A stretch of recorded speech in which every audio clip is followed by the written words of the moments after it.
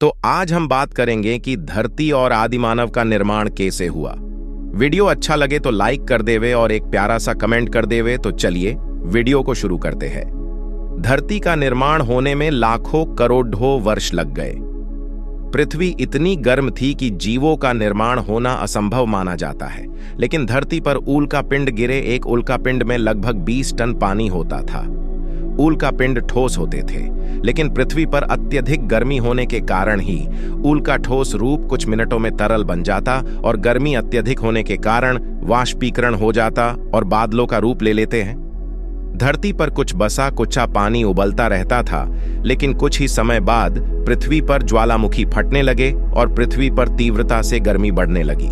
पृथ्वी पर एक दिन भारी विस्फोट हुआ, धरती चारों तरफ से फटने लगी। उसी बीच हिमालय पर्वतमाला का जन्म हुआ और कई वर्षों तक हिमालय पर्वत से लावा निकलता रहा और एक दिन बहुत महान पर्वत का निर्माण हुआ। उस पर्वत से बादलों का टकराव होता और एक जगह ही स्थिर हो जाते। कई बादल खाली थे तो कई बादल पानी से भरे हुए थे, लेकिन खाली बादल भरे बादल से ऊपर जाने लगे और आसमान का निर्माण होने लगा। बादल का हिमालय पर्वत से टकराव के कारण नीचे आने लगे। पृथ्वी के गुरुत्वाकर्षण बल के कारण बरसने लगे। धरती पर अत्यधिक गर्मी होने के कारण जैसे बादलों में से बूंदें नीचे गिरती, सीधे वाष्पीकरण हो जाता। कुछ वर्षों तक ऐसे ही चलता रहा और धरती पर झड़ के कारण धरती धीरे धीरे ठंडी होने लगी और वाष्पीकरण के साथ धरती पर जो अनावश्यक गैसें थी वो आसमान में जाने लगी और धीरे धीरे ओजोन परत का निर्माण होने लगा, जिसके कारण सूर्य की हानिकारक किरणें धरती पर कम आती थीं। पृथ्वी की कम गर्मी के कारण धीरे धीरे पर्वतों की बर्फ का निर्माण होने लगा और बारिश की निरंतरता खत्म हो गई, जिसके कारण पर्वतों से बर्फ पिघलने लगा और पानी का रूप ले लिया। जहां से बर्फ हटी थी वहां धरती के अत्यधिक ठंडी होने के कारण हरी हरी घास उग आई और कम बहुत गर्मी होने के कारण घास में बीजों का निर्माण होने लगा और पर्वतों में घास सूखने लगी। तो फिर से धरती पर गर्मी बढ़ने लगी और वाष्पीकरण होने लगा और बादलों का निर्माण होने लगा।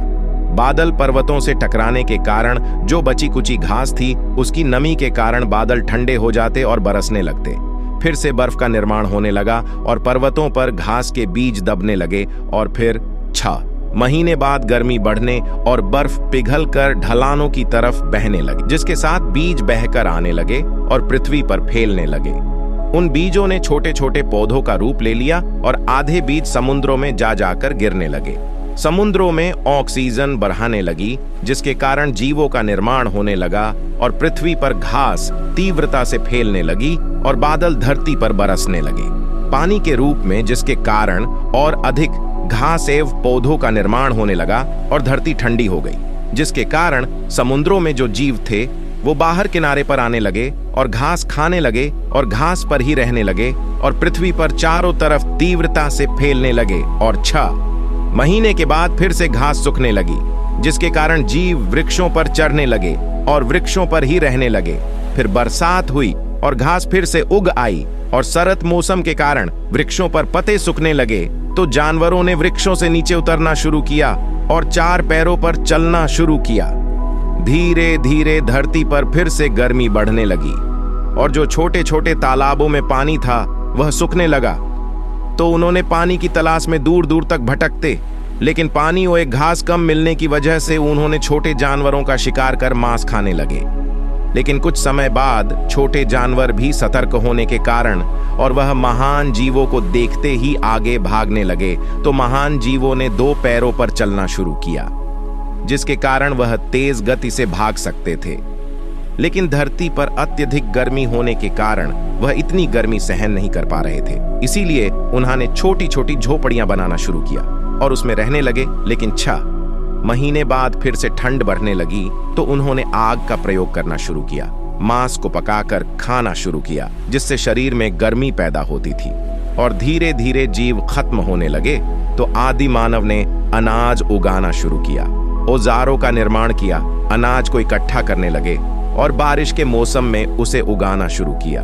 औजारों का निर्माण, अनाज खाने की विधि उनके पास न होने के कारण वो बीजों को इकट्ठा करके रखते थे और साथ ही भालों का निर्माण किया, जिससे बहुत दूर दूर तक के जीव को मारने में आसानी हो गई और खाल से अपने पहनने के लिए वस्त्रों का निर्माण किया और सुई से वस्त्रों को सिलकर पहनने लगे।